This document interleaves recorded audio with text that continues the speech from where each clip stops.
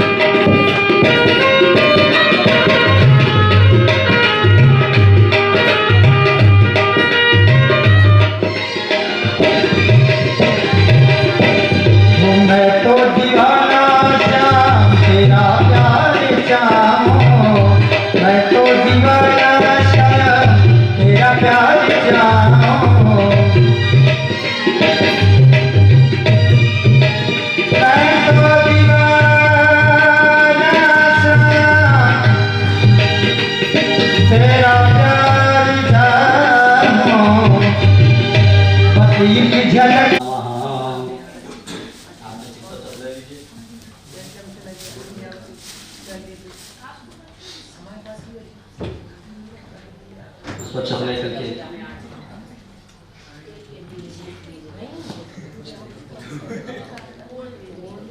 सचत लेकर के ध्यान करेंगे श्री भागवत भगवान का।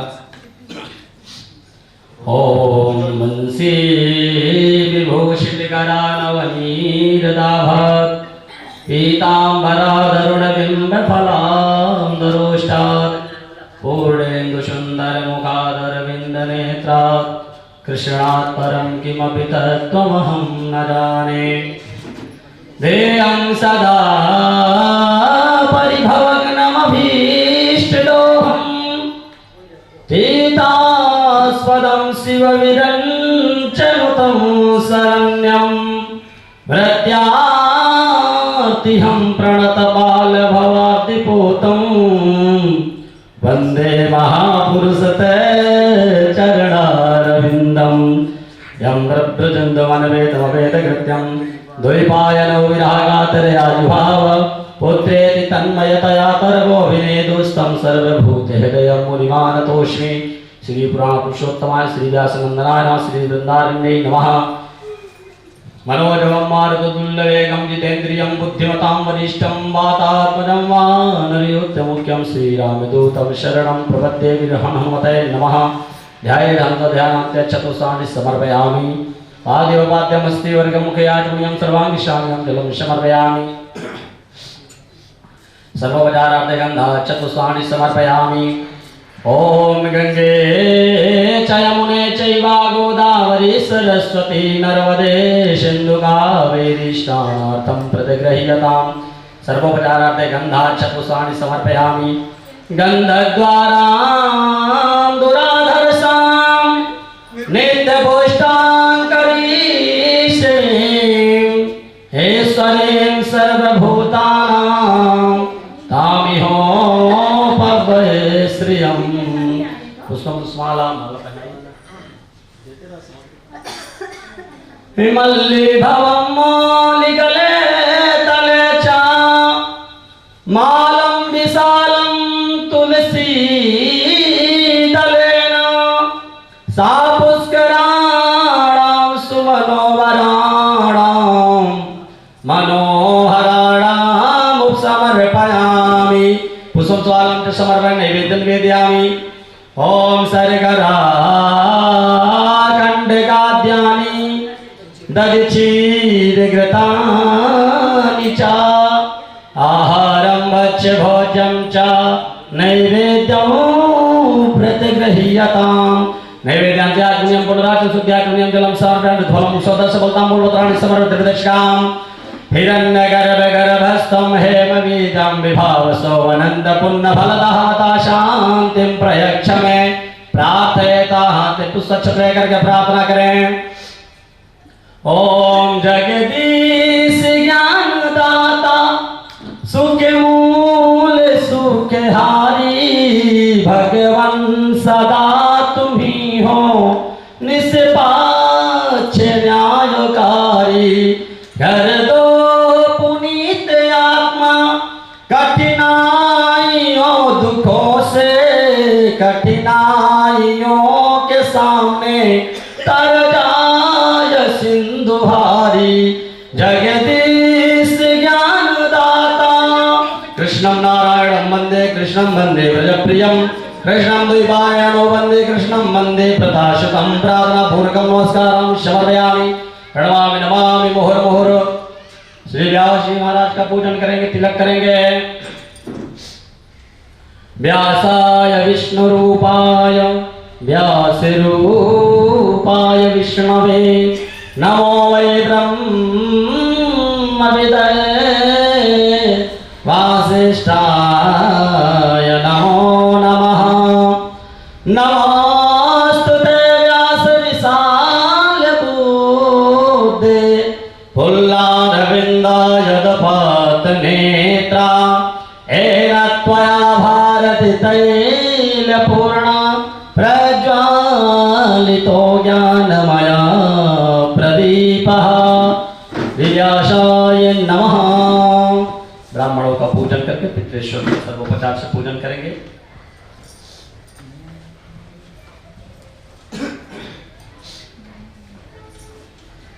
नमो ब्रह्मण्यदेवाय गो ब्राह्मण हिताय च जगद्दिताय कृष्णाय गोविन्दाय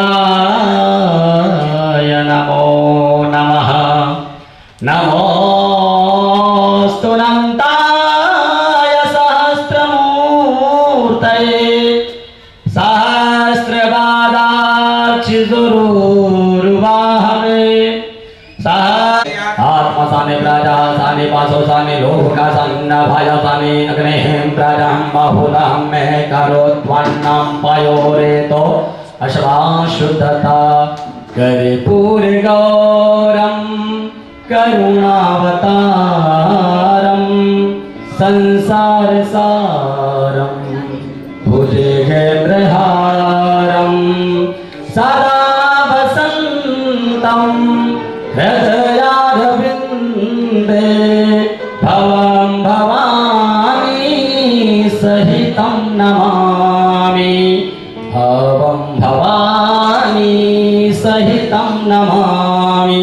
जलेन शीतलीकरणं पुष्पे देवाभिवन्दनं स्वास्वादात्मा सलितमारार्ति गृह्णामि। सभी भक्तजन अपने अपने स्थान पर बैठ जाएं। हस्तौर्चाल्यमन्त्रुशालिलेहं जतेन जनमय गन्धदेवास्तानि धर्माणि प्रथमान्यासन्नाते हनाकं महिमाना सजन्तत्रपूर्वेशाद्याः शान्तिदेवाः नानाशुगन्धि पुष्पाणि यथा कालोद्भवानि च पुष्पाञ्जलिर्मया दत्तो गृहाण पुरुषोत्तमाय नमः। संतरात्मक मंत्र पुष्पांजलि समर्पयामि। बोले भागवत भगवान की जय। सुखदेव जी महाराज की जय। राजा परीक्षित जी महाराज की जय। सदगुरुदेव भगवान की जय। बोले व्यास जी महाराज की जय। जय जय श्री राधेश्याम।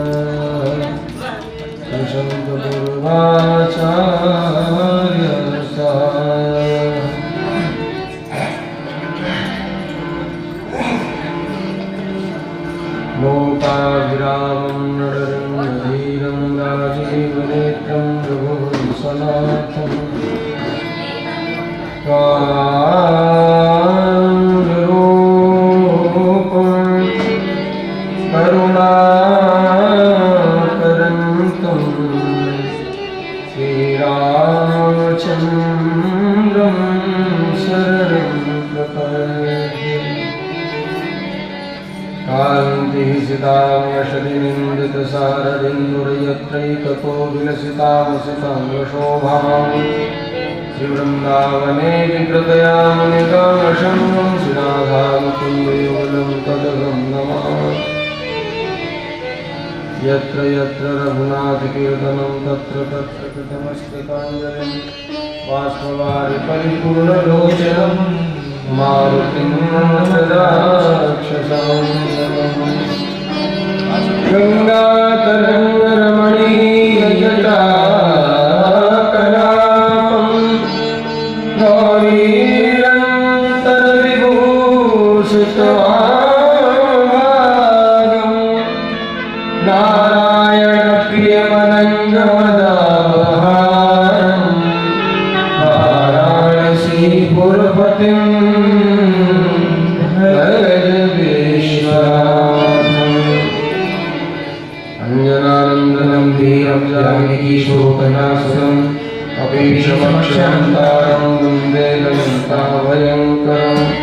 वाञ्छाकल्पतरुभ्यश्च कृपासिन्धुभ्येव च पतितानां पावनेभ्यो वैष्णवेभ्यो नमः। गावो यत्र वसन्ति तत्र शततं देवाः सन्ते ध्रुवं गोपालो भगवांस्तथा हरिहरौ सारदा इन्द्रश्चापि दिवाकरो हिमकरो वायुश्च वह्निस्तथा वन्दे तां ममतामयीं भगवतीं रेणुं जगन्मातरम्। यं प्रव्रजन्तमनुपेतमपेतकृत्यं द्वैपायनो विरहकालराजुभाव पुत्रेण तन्मयतया तर्वोऽभिनेदुः तं सर्वभूतहृदयं मातोऽस्मि। नारायणं नमस्कृत्य नरं चैव नरोत्तमं देवीं सरस्वतीं व्यासं ततो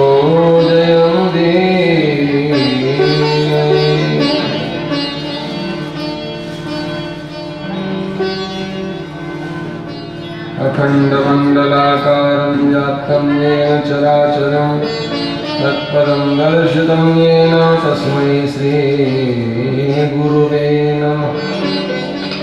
कृष्णाय वासुदेवाय हरे परमात्मने प्रणतक्लेशनाशाय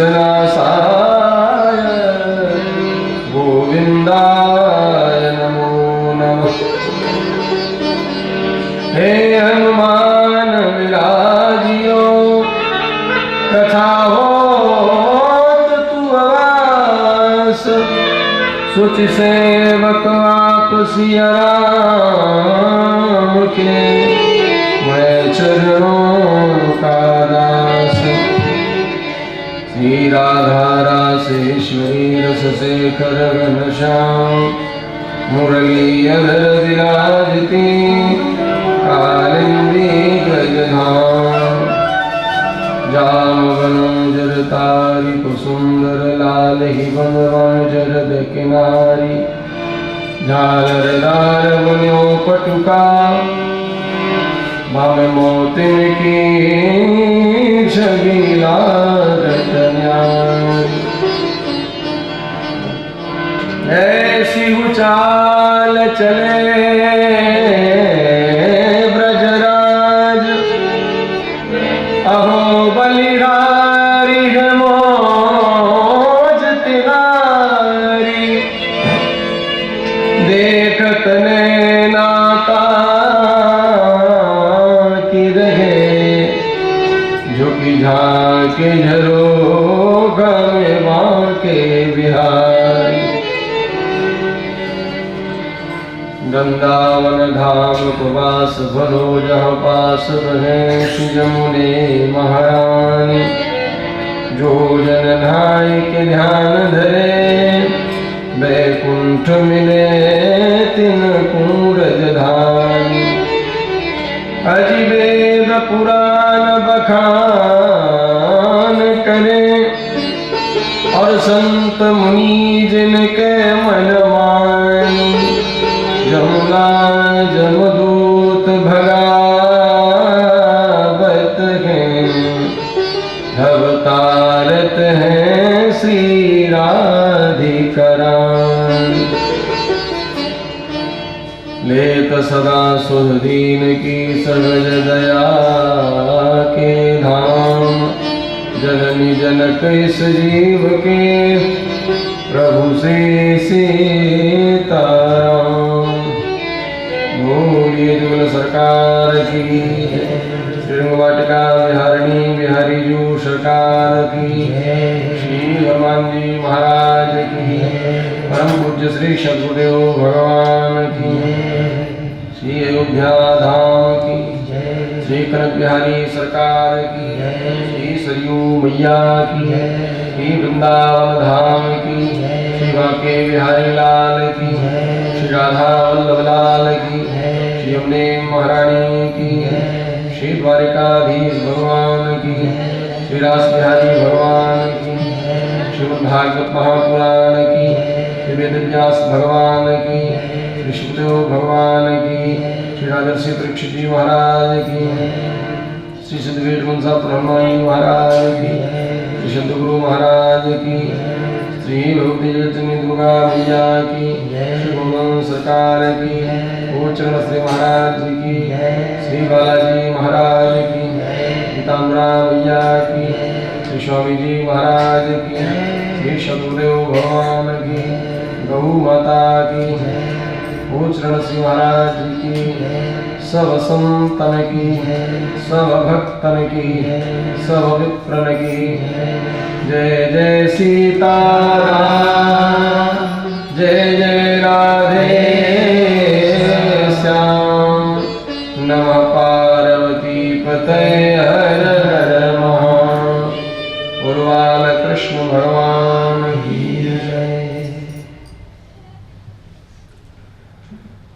परम मंगलमय परात्पर अखिलेश्वर अकारण करुणावरणालय आरत प्राण प्रायण श्री राधा कृष्ण भगवान का वांगमय स्वरूप श्रीमद् भागवत महापुराण सप्ताह ज्ञान यज्ञ का आज 6वां दिवस है। पूज्य चरण श्री श्री 1008 श्री रंगवाटिका श्री महाराज जी के पावन सानिध्य में चल रही श्रीमद् भागवत कथा।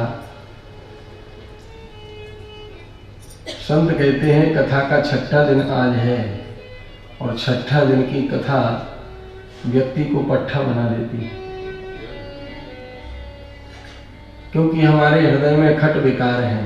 काम क्रोध लोभ मोह मान मत्सर 6 दिन की कथा सुनते सुनते 6 विकार मिट जाते हैं और 7वें दिन नंद नंदन की गोदी में जीव बैठ जाता है। इसलिए 6वें दिन की कथा, जिसमें महाराज की कथा है, महाराज की लीला का मतलब है जीवात्मा परमात्मा का मिलन, और जिसमें जीवात्मा परमात्मा से मिल जाए वो बड़ी महत्वपूर्ण बात है। श्रीमद् भागवत का मूल प्रसंग है महाराज। पूज्य चरण श्री सद्गुरुदेव भगवान पूज्य श्री महाराज जी की पावन कृपा, उन्हीं का आशीर्वाद और उन्हीं की प्रेरणा। मैंने पहले दिन शुभारंभ में कहा था कि महापुरुष जब कोई आदेश देते हैं तो आदेश पालन की शक्ति भी वो उसके साथ में देते हैं। तो उन्हीं का आदेश है और बोलने की जो शक्ति है वो भी उन्हीं की दी हुई। आए सर्वप्रथम भगवान नाम संकीर्तन। पतित पावनी मां गंगा के पावन तट पर परमहंसों के आचार्य श्री सुखदेव भगवान राजर्षि परीक्षित को कथा सुना रहे हैं। और हमारे परीक्षित के स्वरूप में विराजे श्री रविंद्रनाथ गोस्वामी जी, श्रीमती प्रभा गोस्वामी जी, आप समस्त श्रद्धालु भक्त आए। सभी लोग मिलजुल करके भगवान नाम संकीर्तन। तदुपरांत जैसी श्री आंजनेय की कृपा होगी सो कथा होगी। और आज तो ठाकुर जी के विवाह तक पहुंचना है, इसलिए विवाह में सज धज भी आया जाता है। तो हमने सोचा ठाकुर जी का विवाह है, आज तो सज धज के ही चलना चाहिए।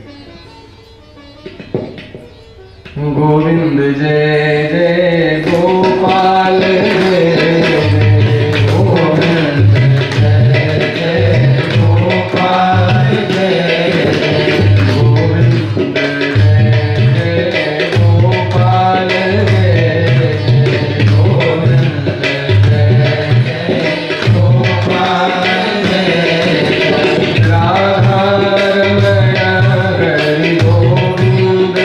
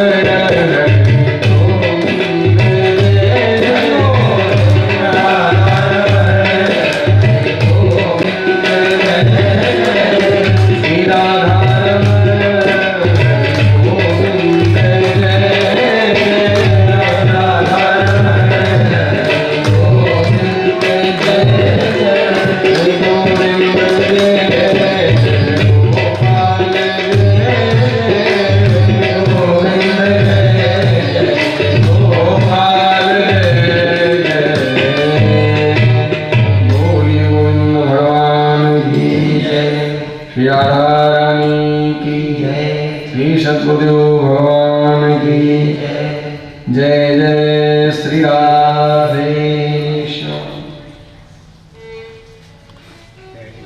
इंद्र ने भगवान की स्तुति की। विशुद्ध सत्वं तव धाम शांतम तपोमयं ध्वस्तरजस्तमस्कं मायामयोऽयं गुण संप्रवाहो न विद्यते ते ग्रहणामि गंधा। प्रभु, आपका स्वरूप शांतमय है, ज्ञानमय है, आप त्रिगुणातीत हैं। आपके ज्ञान रूपी प्रकाश से अंधकार भाग जाता है। हम आपकी शरण में हैं। इंद्र का मान मर्दन हो गया। सुरभि नाम की गाय ने आकर के गोविंद का अभिषेक किया और फिर इंद्र ने कहा, लग रही आस करूं ब्रजवास तरहती गोवर्धन की में। अब मैं स्वर्ग में रहना नहीं चाहता, मैं ब्रज की रज में लौटता रहूं, ऐसी मेरी कामना है।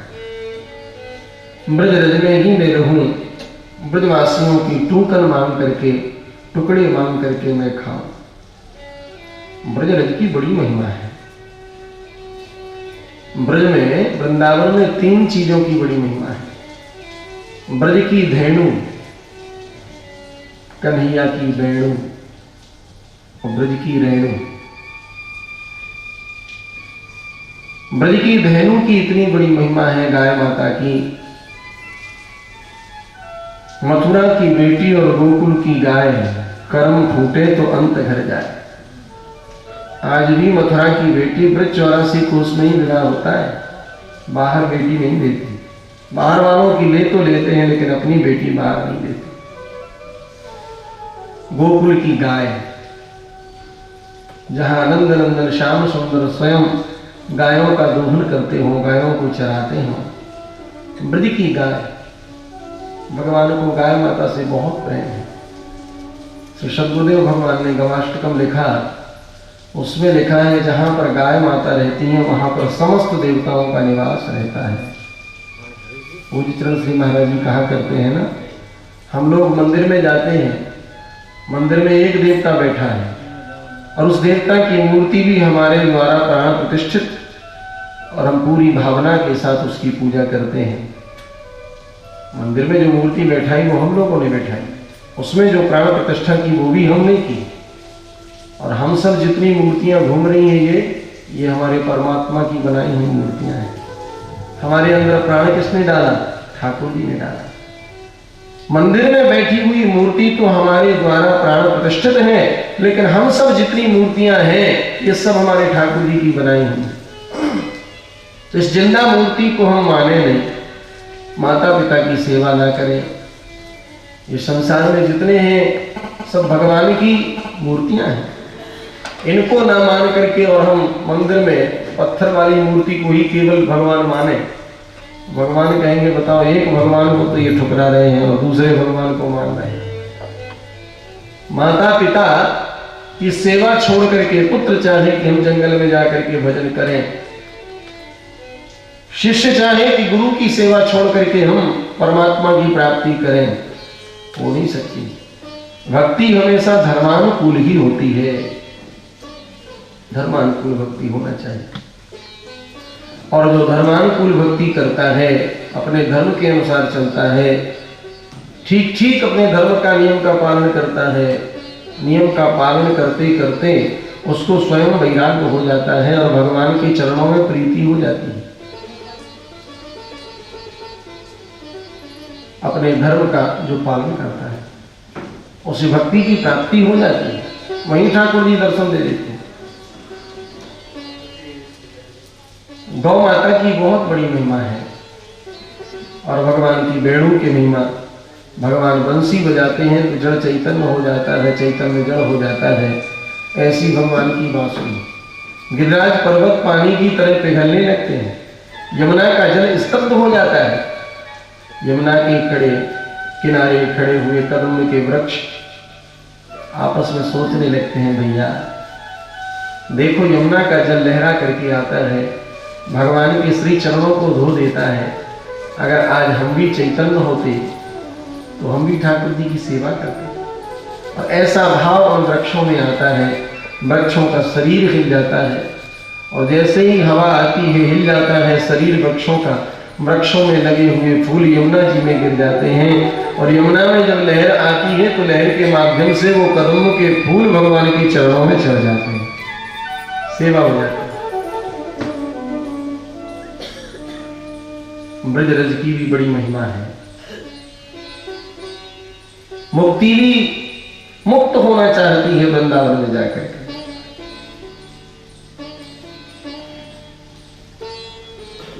मुक्ति कहे गोपाल सो मेरी मुक्ति बताओ।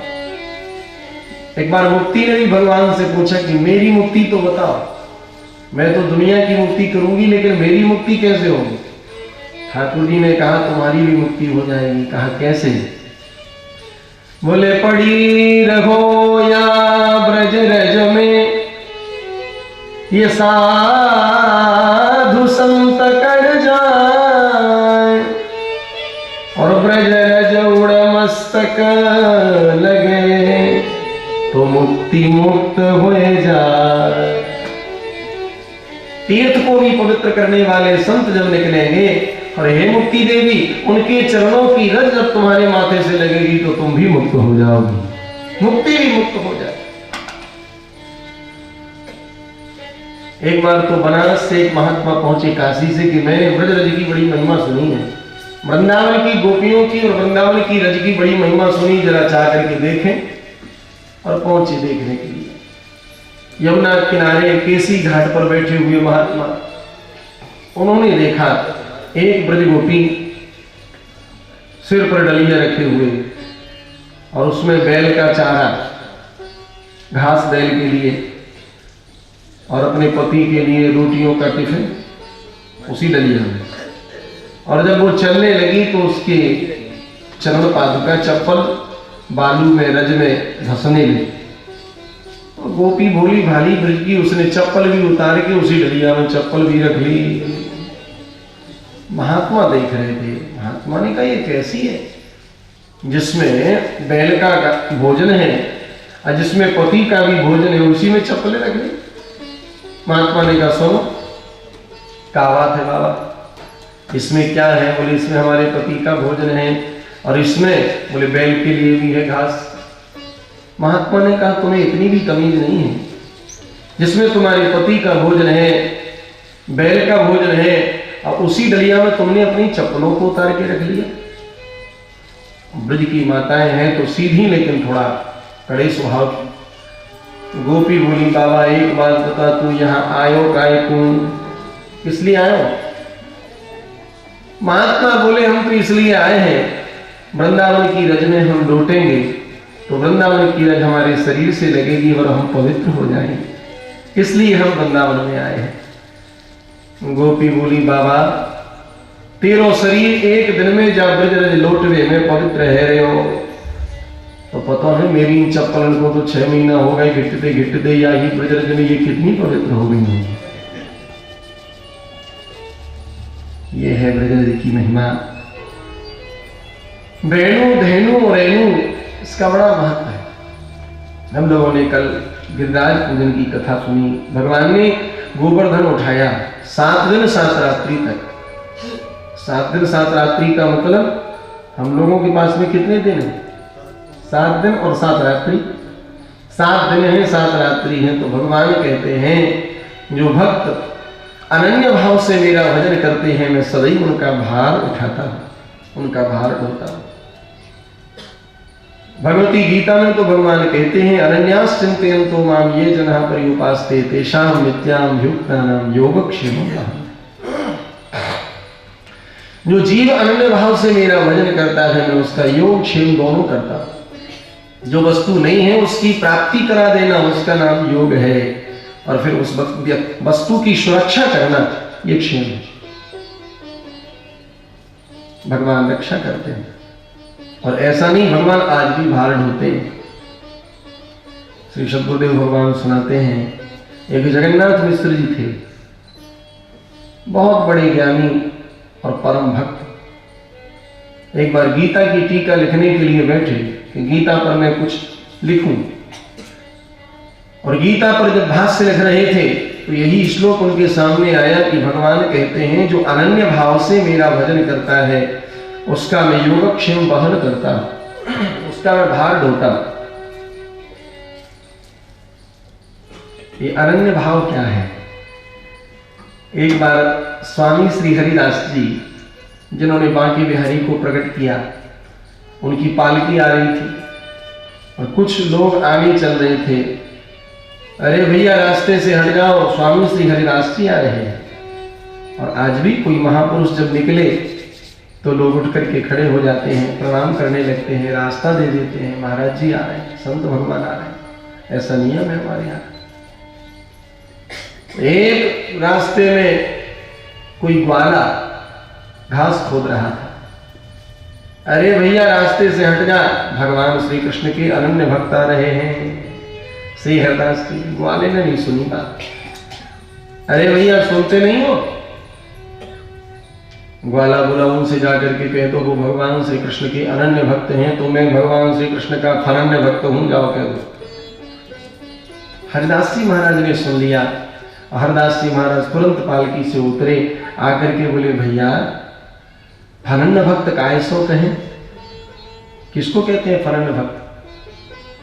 स्वामी श्री हरिदास जी महाराज से ग्वाला बोला पहले आप बताओ अनन्य भक्त किसको कहते हैं?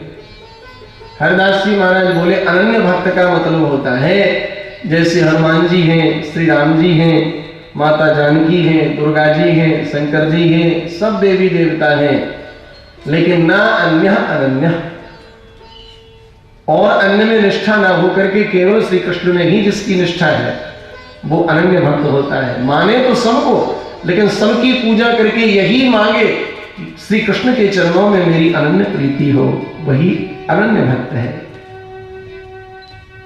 पतिव्रता नारी सबकी सेवा करती है, सास की, ससुर की, रिश्तेदार, नातेदार, लेकिन उसका सच्चा प्रेम तो पति के चरणों में ही होता है। और इसलिए सेवा करती है कि सब आशीर्वाद देवें ताकि हमारे पति की प्रसन्नता हो जाए। तो अनन्य भक्त तो उसे कहते हैं। और अनन्य भक्त का अर्थ क्या हुआ? ग्वाला बोला महाराज आप जानते तो हैं कि राम जी भी होते हैं, दुर्गा जी भी होती हैं, शंकर जी भी होते हैं, हनुमान जी होते हैं, आपको इतना पता तो है। मुझे तो कुछ पता भी नहीं, मुझे कुछ पता नहीं, मेरा मन तो श्री कृष्ण के चरणों में फंस चुका है, इसके अलावा मैं कुछ जानता भी नहीं। जिसका मन अच्छी तरह से श्री कृष्ण के चरणों में फंस चुका हो वो श्री कृष्ण का अनन्य भक्त है। हरिदास जी महाराज बोले भैया तुम तो हमसे बड़े भक्त हो, तुम खोदते रहो घास, हम बगल से निकल जाए। जो भगवान के अनन्य भक्त हैं भगवान उनका भार आज भी ढोते। श्री जगन्नाथ मिश्र जी ने टीका जब करी और ये श्लोक पढ़ा, ज्ञानी थे, सोचने लगे ये भगवान ने ठीक नहीं लिखा, योगक्षेमम बाह्यम ठीक नहीं, भगवान किसी का भार ढोवे ये मेरी समझ में नहीं आता। भगवान योगक्षेम दे देते होंगे, किसी दूसरे के द्वारा काम करवा देते होंगे, लेकिन भगवान स्वयं भार ढोवे ये तो बात समझ में नहीं आती। और सवेरे उठे, चले गए नदी किनारे। चलते समय पंडितानी जी ने कहा सुनो आप जा तो रहे हो लेकिन घर में सीधा सामान नहीं है, आप जा तो रहे हो लेकिन सीधा सामान घर में नहीं है, जल्दी आ जाना, तब चूल्हा जलेगा, तब कुछ बनेगा। काठी तब कुछ होगा। और पंडित जी जैसे गए, भजन करने लगे। भक्त तो थे ही, ज्ञानी भी थे, और आज भजन करने में ऐसे मस्त हो गए जगन्नाथ मिश्र जी कि सब भूल गए। और इधर वो तो भजन में डूबे हुए हैं, इधर 8 बजे का समय। पंडितानी जी ने सोचा क्या करें क्या नहीं करें, कैसे क्या करें। 8 बज गए, अभी तक आए नहीं, सवेरे 4 बजे के गए। और जब विलंब ज्यादा होने लगा पंडितानी जी घबराने लगी, आए नहीं है, कैसे क्या होगा। इतने में देखती हैं कोई आवाज दे रहा है, अरे माँ जल्दी से किवाड़ खोल। पंडितानी जी ने दौड़ करके किवाड़ खोले तो देखती हैं 7 वर्ष का नन्हा सा सुकुमार सुंदर बालक और उसके सिर पर आटा की बोरी और उसमें सीधा सामान भी रखा। आकर के बालक ने बीच आंगन में रख दी और सांस चल रही है, हाँ रहा है, पसीने की बूंद आ गई माथे। पंडितानी ने पहली बार इतना सुंदर बालक देखा। ऐसा सुंदर बालक पहली बार देखा। देखते ही लगा कि इसको तो मैं अपना बेटा बना लूं, ये तो मेरे घर में रह जाए। बेटा, ये सीधा सामान, ये आटा किसने भेजा? बालक ने कहा, आपके पंडित जी ने ही तो भेजा है। तुम क्या करते हो? बालक ने कहा, मां, मेरा काम केवल भार ढोने का है, मैं भार ढोता हूं। तो भार ढोने के बदले में क्या लेते हो? बालक बोला, प्रेम से जो कोई मुझे जो कुछ दे देता है मैं वही स्वीकार कर लेता हूं। पंडितानी ने कहा कि पता नहीं मेरे हृदय में ऐसा क्यों हो रहा बेटा, तुमको देख करके। तुम तो मेरे यहां रह जाओ, तुम कहीं और मत जाओ, मेरे यहां रह जाओ। ये गरीब ब्राह्मणी संकल्प लेती है, मैं भले ही एक टाइम भोजन कर लूंगी लेकिन तुम्हें दोनों टाइम भरपेट भोजन कराऊंगी। बालक बोला, मां, मुझे और भी लोगों का तो भार ढोना है, मैं एक जगह नहीं रह सकता। बालक जैसे चलने को तैयार हुआ तो पंडितानी की नजर पड़ी कि उसकी छाती में एक खरोंचा लगा हुआ है जिसमें से खून निकल रहा है। खरोंचा। पंडितानी ने कहा, अरे बेटा, ये तुम्हारे हृदय में किसने खरोंचा कर दिया? बालक की आंखें डबडबा गई, बालक की आंखों में आंसू आ गए। बालक ने कहा, तुम्हारे पंडित जी ने ही तो खरोंचा लगा दिया। और पंडितानी ने जैसे ही स्पर्श किया, पंडितानी की तो विचित्र दशा हो गई। बालक तो वहां से अंतर ध्यान हो गया, चला गया, लेकिन पंडितानी की विचित्र दशा, जब से उस बालक का स्पर्श किया, उसको देखा, तब से विलक्षण दशा हो गई। 11 बजे पंडित जी आए। जब आते थे संध्या वंदन करके, भजन करके, तो पंडितानी स्वागत करती थी, हाथ में जल लेकर के उनका स्वागत करती थी, जल देती थी पीने। और आज पंडित जी ने जैसे ही प्रवेश किया, सो तुरंत बिगड़ती हुई पंडितानी कहने लगी, अजी आप इतने बड़े निष्ठुर हो, मैंने सोचा भी नहीं था। पंडितानी रोती जाए और नाराज होती जाए। आपने उस नन्हे से छोटे से बालक के सिर पर इतना वजन, आटा, सीधा सामान, ये सब भेज दिया, आपको दया नहीं है? और पंडितानी रोती रोती लाल आंखें हो गई, कहने लगी, आपने उसकी छाती में भी खरोंचा कर डाला, ये ठीक नहीं किया। पंडित जी बोले, तू क्या बोल रही है, मेरी कुछ समझ में नहीं आ रहा है, कैसा बालक, कैसा सीधा सामान, कैसा, मैंने किसी को नहीं भेजा। और दौड़ करके पंडित जी ने पंडितानी का जैसे ही हाथ पकड़ा, इनको भी वो करंट लगा और आंखों से अश्रु झर पड़े। कहा, देवी तू बड़ी सौभाग्यशाली है, बड़ी बड़भाग्नी है देवी तू। मैं तो भजन करता रह गया और वो मेरा मालिक ये तुमको दर्शन दे करके चला गया। पंडित जी ने तुरंत गीता खोली और जैसे गीता खोल करके देखा, जहां पर कलम चलाई थी कि ये वाणी ठीक नहीं है भगवान की, योग शिवम बाह्यम, भगवान किसी का बाहर नहीं ढोते, वो खून से रंगा हुआ थे। ओह, मेरे प्रभु के हृदय में पीड़ा हुई, भगवान के हृदय में पीड़ा हुई। प्रभु मैं समझ गया कि जरूर आप भार ढोते हो। जो अनन्य भाव से आपका भजन करता है, अनन्य भाव से आपको मानता है, आज भी आप उसका भार ढोते हैं।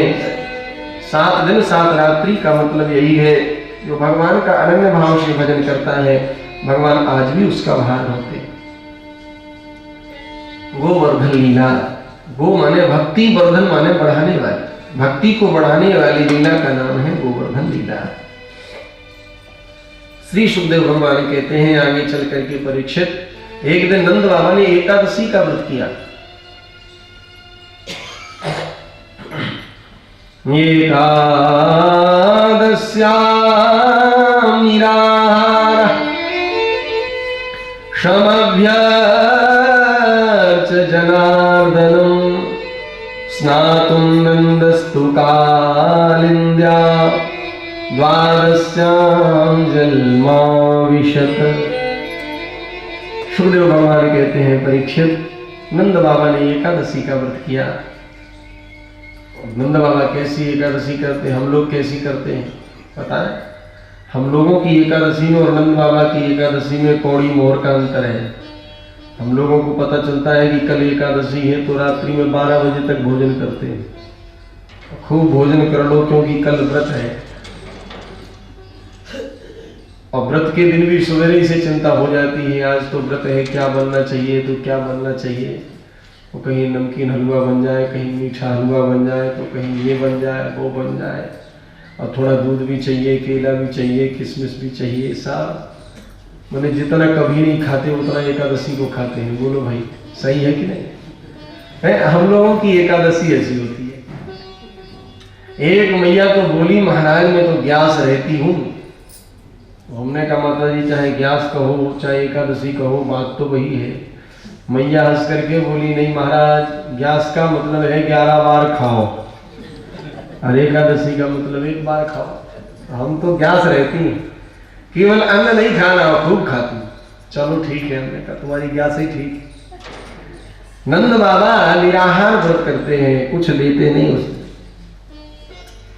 जब कुछ नहीं लेते, रात्रि के 1 बजे उनकी नींद टूटी। उन्होंने सोचा कि 4 बज गए होंगे, स्नान करने के लिए यमुना जी में गए। आसुरी वेला थी, वरुण के दूत पकड़ करके ले गए वरुण लोक में, जेल में बंद कर दिया। 4 बजे जब नंद बाबा नहीं दिखे तो यशोदा मैया रोने लगी, लाला बाबा को पता ना है कहाँ गए। भगवान ने जैसे ही ध्यान रखो, देखी कि अरे वरुण के यहाँ, वरुण मेरे पिता को बांध करके ले गया। भगवान सीधे जमुना जी में डुबकी लगाई, वरुण लोक पहुंचे। नंद बाबा देख रहे कि जैसे हमारा कन्हैया आया, वरुण सिंहासन से उठ करके भगवान के चरणों में गिर पड़ा। हे जगदीश्वर, आप हमारे यहाँ पधारे, मैं तो पावन हो गया, पवित्र हो गया, मेरा तो भाग्य उदय हो गया। भगवान ने कहा ये सब बातें बाद में करना, हमारे पिताजी को तुमने बंद कर रखा है। वरुण ने कहा कि भगवान आप तो जगत पिता हैं और आपका कोई पिता। भगवान ने कहा लीला चल रही है, लीला में बाबा नंद मेरे पिता है। अच्छा, तुरंत नंद बाबा को छुड़ाया है। और नंद बाबा इस दृश्य को देख रहे थे कि हमारा लाला कन्हैया पहुंचो तो वरुण भी चरणों में गिर पड़ो। या को मतलब है कि हमारा लाला कोई साधारण नहीं है, साक्षात भगवान है। और ग्वाल वालों से कह दिया, सुनो भैया, अपना जो कन्हैया है ना, ये साधारण नहीं है। वरुण ने भी आकी स्तुति की, इससे पता चलता है कि ये भगवान है। सखाओं को पता चला, सो सखाओं ने घेर लिया, बोले लाला तू तो भगवान है। कन्हैया बोले ना, हम भगवान नहीं है। ग्वाल बाल बोले 6 दिन के कन्हैया ने पूतना मातारी, 7 वर्ष के कन्हैया ने 7 को उसको गिरराज अपनी कन्नी उंगली पर धारण कर रखो। ये सब काम भगवान के ही हो गए, बालकों के नहीं। तुम तो भगवान हो। अच्छा, भगवान जब कहते हैं कि हम भगवान हैं, तब ग्वाल वाले कहते हैं कि लाला दारी के तू भगवान हो ही ना सके। अरे तेरे लिए तो हम घोड़ा बना लेते हैं, तेरी पीठ पर बैठ जाते हैं, तेरा कान पकड़ लेते हैं, तू कैसे भगवान। भगवान कहते हैं हम भगवान नहीं है, तो ग्वाल वाल कहते हैं लाला तुम तो भगवान हो। भगवान ने कहा कि हम भगवान होवे अथवा ना होवे, तुम्हें कोई प्रयोजन। ग्वाल वाल बोले लाला अगर तू भगवान है तो भगवान का वैकुंठ भी तो होता है। अगर तुम भगवान हो तो अपने वैकुंठ के दर्शन हम ब्रजवासियों को करा दो। ठाकुर जी ने कहा ये बात है तो चलो रंग जी के पास में, वृंदावन में सोने का खंबा जिसमें है रंग जी के पास में ब्रह्म कुंड है। ब्रह्म कुंड में ग्वाल वालों को लेकर के भगवान ने डुबकी लगाई। और जैसे ही डुबकी लगाई सो सबके सब वैकुंठ में पहुंच गए। बोल वैकुंठनाथ भगवान। और जैसे ही वैकुंठ में पहुंचे ग्वाल वाल सो ग्वाल वाल, वहां तो ब्रह्माओं की लाइन लगी प्रणाम करने के लिए। एक ब्रजवासी दूसरे से बोलो भैया हमने तो एक ही मूड वालों देखो, एक ही सिर वालों देखो, जहाँ तो 4-4 सिर वाले हैं देखो। तो अब भगवान के वैकुंठ में सबके 4 हाथ होते, चतुर्भुज होते। एक बोला भैया वही तो हमने 2-2 हाथ अन्नवारे देखे, यहाँ तो देखो 4-4 हाथ अन्नवारे। एक दूसरे से बोलो अपनो लाला नायदी के कन्हैया कहाँ है। दूसरों बोलो देख तो सही वो सिंहासन पर बैठो है ना, बाकी सकल अपने कन्हैया से लगे, बिल्कुल ऐसी लगे कि अपनो कन्हैया हो गए, लेकिन माने 2 हाथ लगा रखे और 2 हाथ तो थे ही, 2 लगा रखे, 4 हाथ है गए यहाँ। आपस में चर्चा कर रहे थे। इतने में एक पार्षद आया, बोले चुपचाप खड़े रहो। ये वैकुंठ है, यहाँ पर ऐसे हल्ला गुल्ला नहीं किया जाता, बिल्कुल शांत रहा जाता है। तुम गांव के रहने वाले हो ना, शांति से खड़े रहो। ब्रजवासियों ने कहा अच्छा तुम हमको जानते नहीं, हम कौन है? कीरति सुता के पग पग पर प्रयाग जहाँ, केशव की केल पुंज कोटि कोटि काशी है। जमुना में जगन्नाथ रेणुका में रामेश्वर, यहाँ तरु तरु में आए अयोध्या निवासी है। गोपिन के द्वार द्वार बसत हरिद्वार सदा, बद्री केदार नाथ बने दास दासी है। स्वर्ग अपवर्ग में रह कर करेंगे कहा, जानते नहीं हो हम वृंदावन वासी। कीरति सुता श्री राधा रानी के पग पग पर जहाँ प्रयाग बस रहा है, गोविंद के खेलने की गलियों पर करोड़ों काशी वारी जाती है। यमुना जी की रज में, यमुना जी में जगन्नाथ भगवान का निवास, यमुना जी की रज में रामेश्वर भगवान का निवास, वृंदावन के वृक्षों में अयोध्या वासियों का निवास, गोपियों के द्वार पर तो हरिद्वार बस रहा है और गोपियों के दास और दासी बद्रीनाथ केदारनाथ बने हैं। भैया हम तो अपने वृंदावन में ही रहेंगे, हमें तुम्हारा वैकुंठ नहीं चाहिए। लाला तेरो वैकुंठ में अक्षपनाए लगो, या से तो हमारा वृंदावन ही ठीक है। हम अपने वृंदावन में तो तू घोड़ा बना ले, मैं तेरी पीठ पर बैठ जावे, तेरो कान पकड़ ले, वे जैसो चाहे तैसो।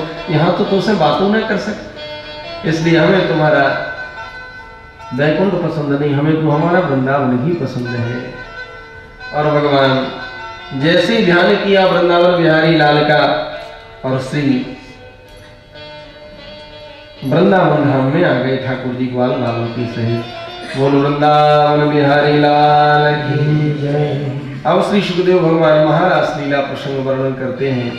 पूरी श्रीमद् भागवत तो साक्षात श्री कृष्ण है, लेकिन श्रीमद् भागवत में जो रास पंचाध्यायी के 5 अध्याय हैं, रास पंचाध्यायी के जो 5 अध्याय हैं ना, ये भगवान के 5 प्राण हैं। और इन 5 प्राणों में जो गोपी गीत वाला अध्याय है वो मुख्य प्राण है। तो पंच प्राणों की कथा होने जा रही है। ये रासलीला का मतलब है जीवात्मा परमात्मा का तादात्म्य हो जाना ही रास है। जब तक हमें अपने शरीर की सुध रहेगी, हम स्त्री हैं कि पुरुष हैं, तब तक महारास में प्रवेश नहीं मिलेगा। नारद जी का पुरुषत्व छुड़ा दिया और गोपियों का स्त्रुत्व छूट गया, कब महाराज के अधिकारी कर। श्री हरिदास जी महाराज तो कहते हैं महाराज में प्रवेश करने के लिए क्या करना पड़ेगा। श्री हरिदास जी महाराज कहते हैं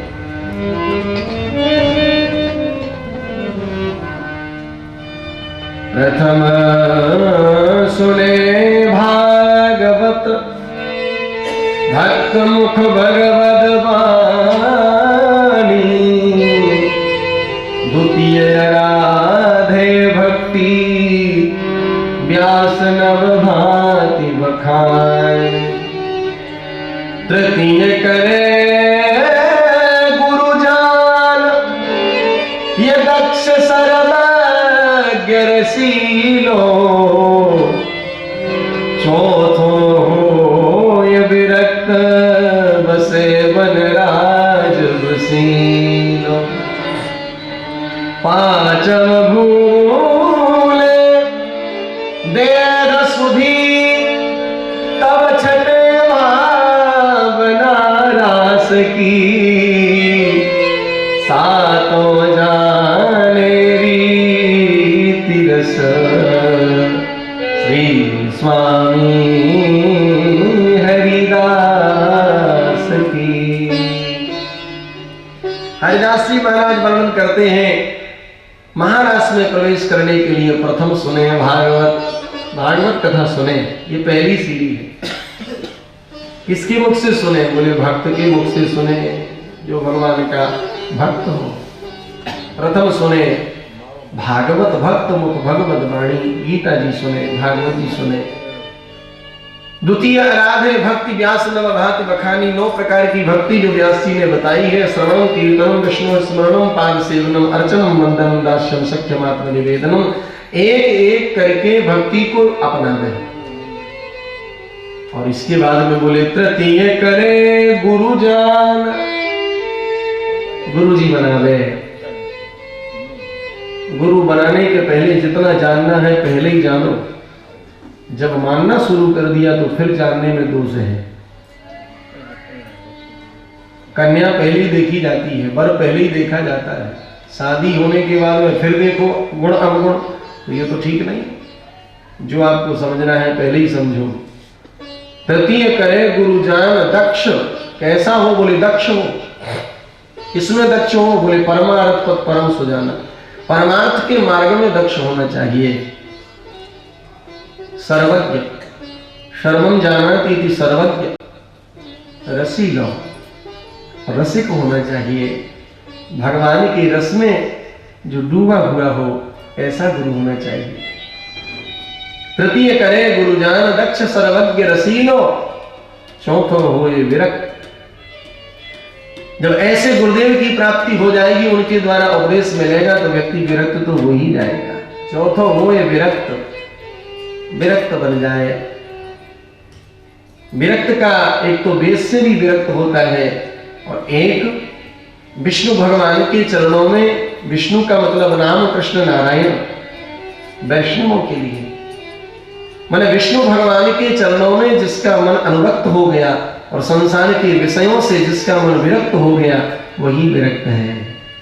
क्योंकि श्री सुदामा जी महाराज सब गृहस्थ हैं, लेकिन सुखदेव जैसे परमहंस जब सुदामा जी का परिचय देते हैं तो विरक्त संबोधन करते हैं। कृष्णस्यासी सखा कश्चित ब्राह्मणो ब्रह्म वित्तमा विरक्त, इंद्रियार्थेषु प्रशांतात्मा जितेंद्रिया। इंद्रियों के अर्थों से जो परे हो गया, सच्चे मायने में विरक्त वही है, विरक्त। और स्वामी श्री राम भद्राचार्य जी महाराज ने एक भाव और दिया, वो कहते हैं विरक्त का अर्थ, रक्त माने होता है खून।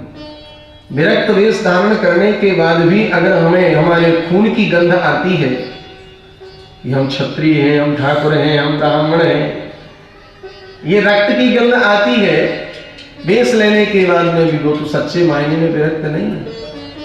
विरक्त तो हृदय से होता है। अपने रक्त से भी जो विरक्त हो गया, माने अपना पराया अब कोई नहीं है। अब तो सी राम मैं सब जग जानी, करो प्रणाम जोर दिग पानी। सर्वत्र अपने ठाकुर का दर्शन होने लगे, समझ लो कि हम विरक्त हो गए। चौथो हो ये विरक्त, और जो वेद से भी विरक्त हो और हृदय से भी विरक्त हो, उसका तो पूछना ही क्या है। हमारे पूज्य चरण श्री महाराज जी सद्गुरुदेव भगवान हृदय से ही विरक्त और ऊपर से भी विरक्त, भीतर बाहर दोनों तरफ से जिसकी विरक्ति हो, जीवों का कल्याण उन्हीं के अंग संग से, उनकी वाणी से हो जाता है। चौथो होए विरक्त बसे बनराज वसीलो। और इसके बाद में बोले पांचों भूले देव सुधी। फिर पांचवी स्थिति प्रकट हो जाती है। हृदय में जब विरक्ति आती है तो शरीर का ध्यान नहीं रहता, शरीर से कोई प्रेम नहीं रहता, शरीर केवल चलाने के लिए चल रहा है, बाकी तो पांचों भूले देह सुधि। जब अपने देह की ही सुधि भूल जाए, फिर वहां कहां स्त्री पुरुष का भेदभाव रहा। जब शरीराध्यास व्यक्ति भूल जाता है, तब महारास में उसका प्रवेश होता है। पांचों भूले देह सुधि, तब छठे भावना रास की। रसानाम समूह रास, ये रसों का समूह है। आत्मा परमात्मा का मिलन ही रास है, यहां शरीर की कोई बात नहीं। नारद जी पधारे रास में। नारद जी ने कहा हम भी प्रवेश करना चाहते हैं। गोपियों ने कहा पहले मानसरोवर में डुबकी लगाओ बाबा। और नारद जी ने जैसे ही डुबकी लगाई तो निकले नहीं बल्कि निकली, गोपी बन करके निकली और नई गोपी कह करके नारद जी को प्रवेश करा दिया। हमारे भोले बाबा ने भी महाराज का दर्शन किया तो अपने स्वरूप में नहीं कर पाए, उन्होंने भी जब महास्वरूप महाराज का दर्शन करने के लिए हुए तो माता पार्वती से कहा, देवी जरा मेरा श्रृंगार कर दो। कहा क्यों? बोले वृंदावन में महाराज होगा, महाराज में हमको जाना है, इसलिए हमारा श्रृंगार कर दो, हम भी देखने के लिए जाएंगे। अच्छा महाराज, माता पार्वती जा रही थी, भोले बाबा का भी श्रृंगार किया। भोले बाबा ने कहा वहां अगर कोई पूछे कि ये कौन है तो कह देना हमारी सांवली सखी है, नई सखी है, रास देखने आई है। अच्छा भोलेनाथ भी गए, ब्रज की माताएं गाती है ना, एक दिन वो भोला भंडारी बन के ब्रज की नारी वृंदावन आ गए, वृंदावन आ गए हैं। पार्वती जी बना के रानी नाम एक पुरानी वृंदावन आ गए, वृंदावन आ गए हैं। पार्वती जी बना के रानी नाम एक पुरानी वृंदावन आ गए, वृंदावन आ गए हैं।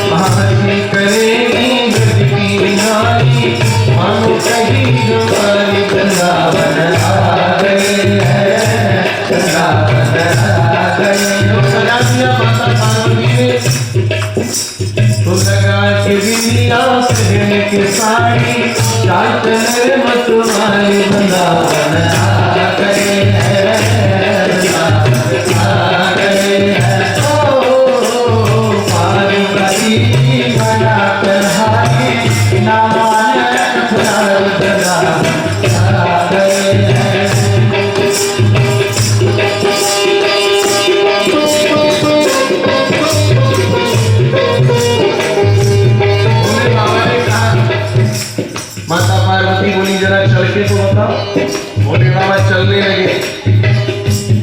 माताओं की चाल में और पुरुषों की चाल में अंतर तो होता ही है। बने तो है गोपी, लेकिन जब चलने लगे तो एक पैर यहाँ एक वहाँ है। बोले महाराज अगर कहीं पकड़ गए तो? बोले कह लेना सांवली सही है।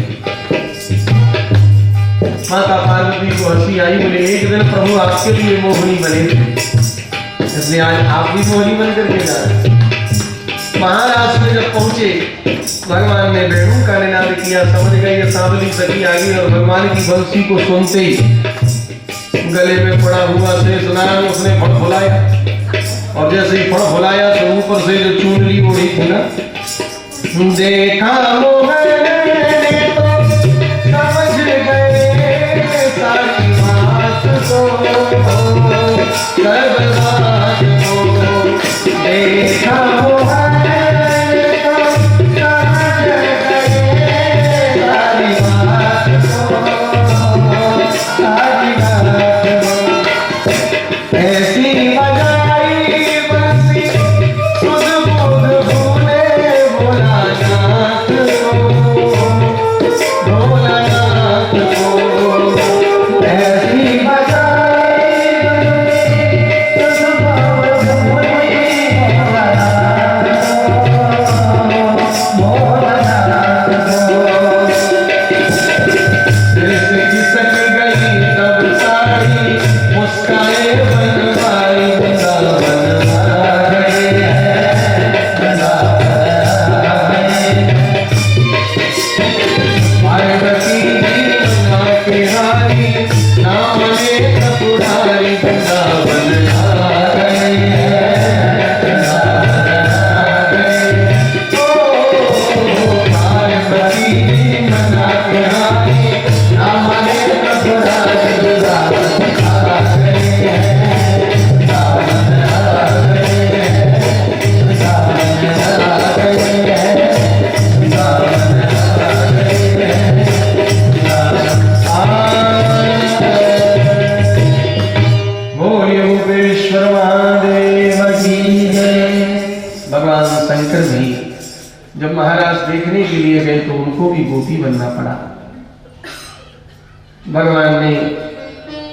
भगवान शिलारात्रि सर्वोत्फुल्ल मल्लिका वीक्षरंतो मनश्चक्रे योग माया उपासता।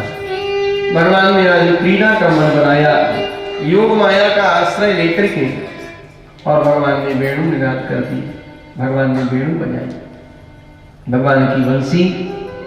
निशम्य गीतम तद अनंग वर्धनम रजस्त्रियः कृष्ण गृहीत मानसा, आगमो रण्यो निलक्षितोद्यमाशय प्रकांतो जब लोल कुंडलाः। भगवान ने क्लीम बीज मंत्र फूका। जिस गोपी को बुलाना चाहते हैं उसकी कान में आवाज पड़ती है और वो दौड़ पड़ती है। श्री सुखदेव भगवान कहते हैं गोपियां जो आ रही हैं भगवान की तरफ तो उनके कानों के कुंडल हिलते हुए चले आ रहे। जब लोल कुंडल चंचल हो रहे, मानो सुखदेव भगवान ठाकुर जी के पीछे खड़े होकर के गोपियों का चित्र खींच रहे हो। ऐसा नहीं लिखा कि गोपियां गई भगवान के पास। आजगमुरन्योन्यमलक्षितोद्यमा सयत्र कांतो जवलोल कुंडल। आजगमुरन्यो आ रही है, और ये गोपियां कर क्या रही थी? बोले कोई कोई तो गौ दोहन कर रही थी।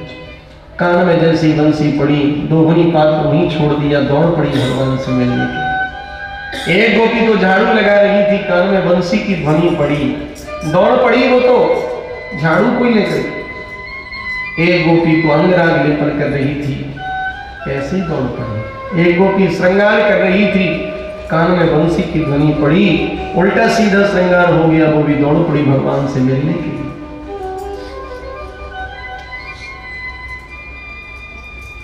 एक दौरी एक भूल गई पौरी, पौरी वही कदम की डाल की। एक खुले बार एक भूषण विसार, एक छोड़ के श्रृंगार चली भूल सुधमाल की। एक धाई कानन में, एक धाई कुंजन में, एक धाई घाटन में, दशा थी बेहाल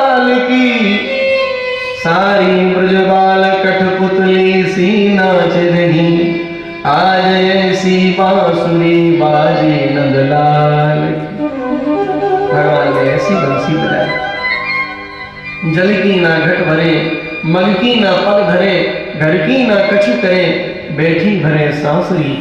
एक सुन लोट गई, एक लोट कोट भई, एकन के द्रगन सो निकस परे आंसुरी। रसिक बिहारी ने करिए उपाय, तान सुन लागी ही विरहा की गांसुरी। करिए उपाय, बांस डालिए फराए, ना उपजे को बांस ना फिर बाजे की बांसुरी। एक सखी ने तो अनुप्रासन कार की झड़ी लगा दी मां। बाजी उठ धाई, बाजी द्वार खोल धाई, बाजी मार्ग भुलाई, बाजी व्याकुल अंगन में। बाजी ने विसारो धीर, बाजी ने फारो चीर, बाजी के उठी तीर चैन नहीं मन में। बाजी घर छोड़ भाजी, बाजी बर छोड़ भाजी, बाजी दर छोड़ भाजी, ब्याद लगी तन में। बाजी कह बाजी, बाजी बाजी कह कहाँ बाजी, बाजी कह बांसुरी बाजी वृंदावन। फुलवंशी